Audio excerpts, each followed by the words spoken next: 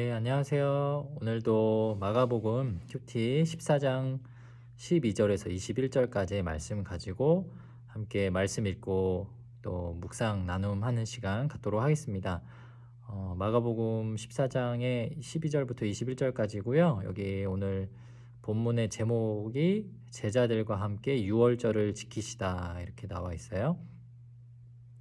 유월절 결국은 예수님이 실제로 십자가에 못 박혀서 이제 돌아가시는 날에 대한 기록이고, 그래서 14장 12절부터 해서 이날은 유월절 아침에 일어나 거의 새벽에 일어난 그 시간대부터 해서 예수님이 십자가에 못 박혀서 이제 돌아가신 것까지의 사건이 14장, 15장 이렇게 계속해서 기록들이 나와 있습니다. 오늘은 그날에 있었던 사건의 시작 그리고 장소에 대한 것들을 먼저 소개해주고 있어요.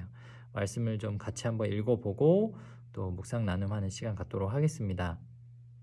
14장 12절부터 22절, 21절까지 말씀 제가 먼저 읽도록 하겠습니다. 무교절의 첫날 곧 유월절 양 잡는 날에 제자들이 예수께 여짜오되 우리가 어디로 가서 선생님께서 유월절 음식을 잡수시게 준비하기를 원하시나이까 하매 예수께서 제자 중에 둘을 보내시며 이르시되 성내로 들어가라. 그리하면 물 한 동이를 가지고 가는 사람을 만나리니 그를 따라가서 어디든지 그가 들어가는 그 집 주인에게 이르되 선생님의 말씀이 내가 내 제자들과 함께 유월절 음식을 먹을 나의 객실이 어디 있느냐 하시더라 하라. 그리하면 자리를 펴고 준비한 큰 다락방을 보이리니 거기서 우리를 위하여 준비하라 하시니 제자들이 나가 성내로 들어가서 예수께서 하시던 말씀대로 유월절 음식을 준비하니라.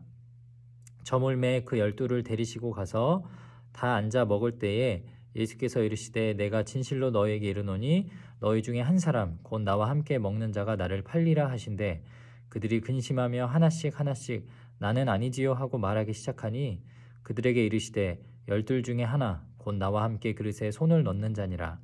인자는 자기에 대하여 기록된 대로 가거니와 인자를 파는 그 사람에게는 화가 있으리로다. 그 사람은 차라리 나지 아니하였더라면 자기에게 좋을 뻔하였느니라 하시니라. 아멘. 네, 오늘도 마가복음 14장 12절부터 21절까지의 말씀 같이 우리 충분히 읽고 나눔하는 시간 갖도록 하겠습니다. 네, 성경 말씀 같이 한번 읽도록 하겠습니다.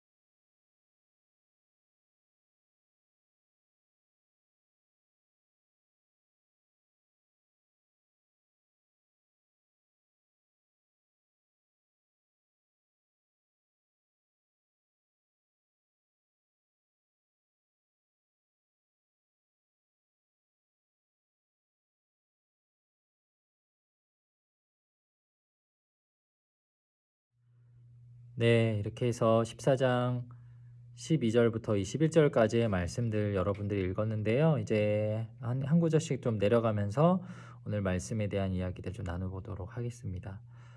제목에서 보면 시점을 알려줍니다. 무교절의 첫날 곧 유월절 양 잡는 날에 이렇게 되어 있어요. 12절에 무교절 또 유월절 이런 절기의 어떤 시점들을 여러분들이 알 필요가 있는데요. 무교절은 또 유월절은 처음 언제 제정이 되었냐면 이 날짜는 유월절을 하나님께서 가르쳐 주시고 기념하라고 한 날은 여러분들이 잘 아는 실제로 일어난 유월절 출애굽하는 그 시기부터 하나님께서 이스라엘 백성들에게 명명하셨습니다. 유월절 사건이 이제 잘 아는 애굽에서 일어난 10번째 재앙이죠. 그곳에 있었던 모든 생명 있는 처음 난 것들은 다 죽게 되는 징벌을 내리실 때 거룩한 또 흠이 없는 준비된 양의 피를 우슬초에다 묻혀서 문지방 이렇게 문인방에 바른 그 집들은 그 심판을 면하게 해주셨습니다. 그때부터 유월절을 기념하라고 하셨고요. 날짜로는 니산월 14일입니다. 그래서 유대 종교력으로는 1월 14일인 거예요. 그래서 그날 이 유월절을 기념하셨고, 유월절 바로 다음 날부터, 그러니까 14일이 유월절이면 15일부터 7일 동안은 무교절로 지내게 했습니다. 그래서 이때는 이스트가 들어가지 않는, 그 당시 이제 주식이 인도 난 생각하시면 될 것 같아요. 이렇게 정말 그 아무 설탕이나 소금 이런 가미되지 않은 맛, 그냥 밀가루 맛이에요. 근데 거기에 이스트를 넣으면 좀 더 부드럽기도 하고 부풀려주기도 하는데, 그것을 넣지 않은 뻑뻑한 그것을 먹게 하셨죠. 예수님이 오늘 지금 어떤 날이 있느냐, 유월절 양 잡는 날. 그러니까 여러분들이 잘 아는 대로 유월절 날 예수님이 돌아가세요. 그런데 우리나라랑 이 유대 지방이랑 날짜 계산하는 게 좀 달라요. 우리는 하루의 시작을 자정 00시로 기준하죠. 그래서 예를 들어서 4월 3일에서 4월 4일이 넘어가는 날은 4월 3일 밤 11시 59분에서 넘어가는 자정이 되면 00시부터 그날 하루를 치잖아요. 이 유대사회는 그렇지 않아요. 하루의 날의 기준은 언제라고 치면 해가 지는 타이밍을 얘기를 합니다. 해가 지는 타이밍. 요즘같이 이렇게 해가 길어지는 날은 뭐 저녁 7시, 8시가 그날 하루의 기준이 되는 거죠. 이 당시는 보통 오후 3시, 뭐 오후 4시 사이, 보통 오후 3시라고 저는 알고 있는데, 그때를 하루의 기준으로 잡았습니다. 그래서 6월절이라고는 이 한 날이 아침 00시부터 뭐 24시간 해서 24시까지 이렇게 되는 하루로 제정하는 것이 아니고, 실제로는 우리나라 달력 기준으로 했을 때는 약 2일이 결쳐져 있는 거예요. 6월절이라고 제정한 14일, 13일, 15일 이 세 날짜에 걸쳐서도 하루라고도 표현이 될 수 있는 거죠. 그렇게 생각하면은 6월절 날에 이렇게 제자들하고 식사도 하고 최후의 만찬 우리가 잘 아는 대로 하고요.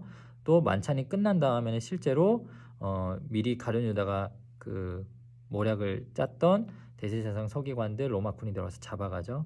그 일들이 있고 난 다음에 그 모든 것들이 다 하루 안에 일어났다는 게 상식적으로 여러분들 이해가 될 거예요. 그 날짜에 대한 개념들은 조금 더 설명을 해드릴게요. 어쨌든 그날 무교절의 첫날 곧 유월절 양 잡는 날에 그 기념적으로 그 양을 이제 잡아서 그 먹는 그런 의식을 하는데, 그 식사를 하는 준비를 할 때 예수님의 제자들이 예수님에게 물어봅니다. 유월절은 가장 중요한 절기라고 했어요. 아주 그 이스라엘 백성들이 1년에 한 차례 굉장히 중요하게 여기는. 우리가 어디로 가서 선생님께서 유월절 음식을 잡수시게 준비하기를 원하시나이까 하매, 예수께서 제자 중에 둘을 보내시며 이르시되 성내로 들어가라. 그리하면 물 한 동이를 가지고 가는 사람을 만나리니. 누구를 보내셨는지는 성경에 기록되어 있지 않습니다. 둘을 보내요. 미션을 주시죠. 물 한 동이를 가지고 가는 사람을 만날 거다. 그를 따라가서 그가 들어가는 그 집 주인에게 이르되, 그 사람한테 말하는 게 아니에요. 그 집의 주인, 그 사람을 만나서 우리에게 어떤 선생님이 있는데, 예수님이라는 선생님이 있는데 제자들과 함께 유월절 음식 먹을 객실을 어디에 준비했느냐라고 물어보면, 그가 지난번 마치 나귀 새끼를 내어준 그 주인처럼 자리를 펴고 준비한 큰 다락방을 보여줄 것이다, 이렇게 예언을 해주십니다. 그리고 그대로 이렇게 순종을 합니다. 16절 제자들이 나가 성내로 들어가서 예수께서 하시던 말씀대로 사람들을 만났고요. 그대로 유월절 음식을 준비해서 이제 마지막 만찬을 시작합니다. 자, 이제 17절부터 21절까지가 이 최후의 만찬, 여러분들이 잘 알고 있는 레오나르도 다빈치 그 그림들 여러분들이 많이 봤었죠. 그 최후의 만찬 때 일어났었던 일의 사건이 기록이 되어 있어요. 12를 이제 제자들을 다 데리고 가십니다. 18절 다 앉아 먹을 때 예수께서 이르시되, 굉장히 무서운 말씀하세요. 내가 진실로 너에게 이르노니 너희 중에 한 사람 곧 나와 함께 먹는 자가 나를 팔리라 하신대. 얼마 뒤에 이제 식사가 마치고 나면 그 다음에 혼자서 기도하러 가시거든요. 그 사건이 이제 끝나고 얼마 지나지 않아 일어날 일에 대해서 설명을 하시는 거예요. 19절 그들이 근심하여 하나씩 나는 아니지요 하고 말하기 시작하니. 두려웠겠죠.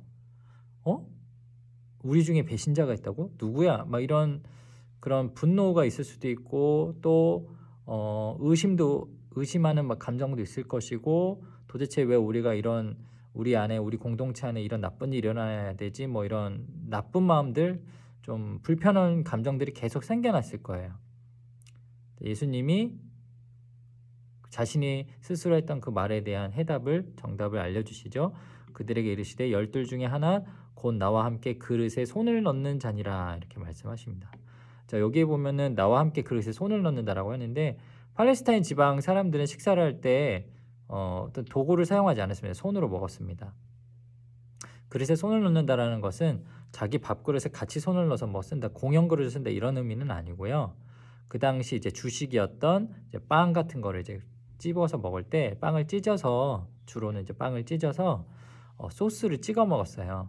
어떤 소스냐? 그 당시 이제 유대 근동 사회를 살펴보면 과일을 이제 조금 발효시킨 것을 또 식초랑 이렇게 해가지고 만든 뭐 과일 소스, 식초 소스나 그런 종류의 소스들 맛으로는 뭐 제가 그 당시 살아보지 않았기 때문에 알 수는 없지만 추측하자면 여러분이 먹는 뭐 발사믹 소스 그런 것들과 비슷하다고 이렇게 추측할 수 있습니다. 그것을 같이 찍어 먹는 사람 그리고 이 12명의 제자들과 함께하는 그 식탁은 레오나르도 다빈치 그 그림을 보면 일자로 되어 있잖아요. 그래서 직사각형으로 긴 테이블에 1, 2, 3, 4, 5, 6, 7, 8, 9, 10, 11, 12 이렇게 나란히 앉아 있는데 사실은 그런 식탁은 근동 지방에 있지 않았어요. 유대 지방에 그런 식탁을 사용하지 않았고요. 나중에 로마에서 이 굉장히 그들의 부를 자랑하기 위해서 음식을 쫙 진열할 때 썼던 게 그런 직사각형 식탁이고 이 당시 더군다나 거대한 이 다락방이 엄청 큰 다락방입니다. 마가의 다락방 보면 120명 들어가죠. 엄청 큰 다락방이에요. 가장 큰 방. 그 방에는 식사할 수 있는 장소 이 존이 막 이렇게 테이블이 막 여러 가지 세팅이 되어 있을 텐데 일자로 되어 있는 테이블이 아니고 디귿자로 되어 있는 어떤 그런 거라고 보시면 돼요. 그래서 그 디귿자로 되어 있는 그런 테이블 거기에 이렇게 서로 얼굴을 볼 수 있는 구조로 되어 있는 거죠. 생각해 보세요, 여러분. 여러분이 이 디귿자 테이블에 앉으면 이 마주보고 있는 사람과 같이 소스를 찍어 먹지 않을 거 아니에요. 양옆에나 뭐 좌우에 좀 가까이 있는 사람하고 그렇게 같이 사용을 하겠죠. 공용 그릇 같은 거를. 유다가 가까이 앉아 있었던 것 같습니다. 그래서 같이 그 그릇에 손을 넣어서 빵을 찍어 먹는 사람, 그가 나를 파는 사람이다라고 이야기합니다. 그러고 나서 오늘 말씀의 마지막 절인데 21절에 이렇게 말씀하세요. 오늘 말씀 보니까 21절 마지막입니다. 인자는 자기에 대하여 기록된 대로 가거니와 인자를 파는 그 사람에게는 화가 있으리로다. 그 사람은 차라리 나지 아니하였더라면 자기에게 죽을 뻔하였느니라 하시니라. 이 쉬운 성경에 아주 정확하게 여러분들이 이해할 만큼 설명이 잘 되어 있어요. 인자는 성경에 기록된 대로 죽지만 인자를 넘겨주는 사람에게는 화가 있다. 그 사람은 차라리 태어나지 않았더라면 자신에게 더 좋았을 것이다. 인자는 예수님을 가리키는 것이고요. 맞아요. 예수님은 이 땅에 오신 그 이유대로 하나님이 예수님을 보내신 그 이유대로 우리 모든 인류의 죄를 위해서 성경에 기록된 대로 나무에 달려서 죽으십니다. 그거는 예수님 스스로도 알고 있었던 자신의 인생의 마지막 결말이에요. 그런데 어떤 방법을 통해서든 어쨌든 십자가에 달려서 우리의 죄를 위해서 죽으실 것을 결단하고 오셨고 또 그 일을 이루시기로 작정하신 분이십니다. 근데 중요한 거는 우리가 깨달아야 되고 우리가 새겨야 되는 말씀이 이것이에요. 인자를 넘겨주는 사람에게는 화가 있다. 지금 예수님하고 제자들이 계속 테이블에서 식사를 하면서 이 중에 나를 팔 자가 있다라는 이야기도 하셨고 그 전에도 너희들 중에 누군가 나를 팔 것이라는 말을 여러 번 하셨었어요. 가룟 유다의 입장에서는요. 그 이야기를 자기는 안 듣지는 않았거든요. 같이 들었습니다.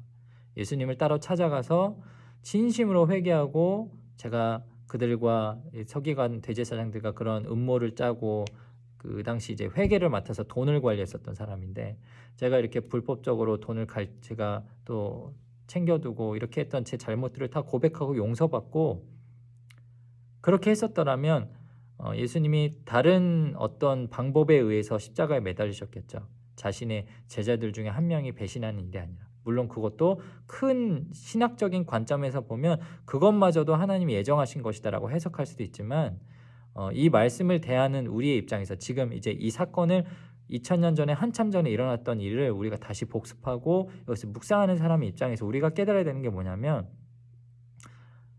유다는 어차피 죄 짓고 예수님을 팔기 위해서 태어난 인생이야. 걔는 그렇게 정해진 인생이라고 못 받고 해석을 끝나는 게 아니에요.